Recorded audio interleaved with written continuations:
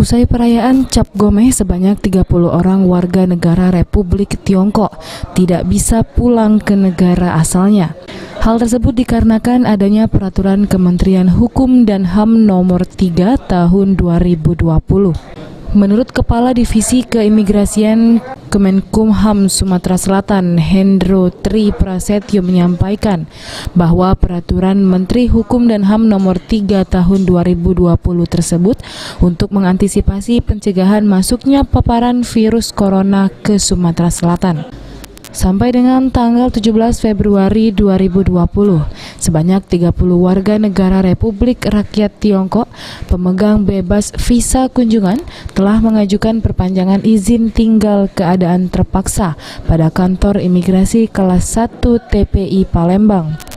Pemberhentian paspor kepada 30 warga Cina dan Tiongkok di Sumsel itu bermacam-macam, diantaranya pekerja, wisatawan, dan juga keluarga yang liburan Imlek. Ke-30 orang ini diberikan izin tinggal dalam keadaan terpaksa dengan waktu 30 hari.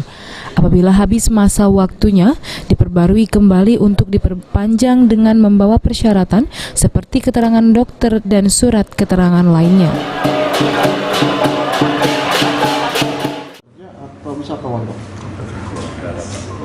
Macam-macam, ada yang pekerja, ada yang wisatawan, ada yang keluarga, karena ada Imlek kemarin ya.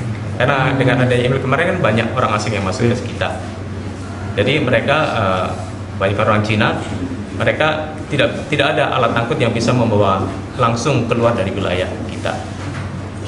Sebaran di Palembang. Kenapa? Sebaran paling banyak di Palembang. Di Palembang. Palembang ya.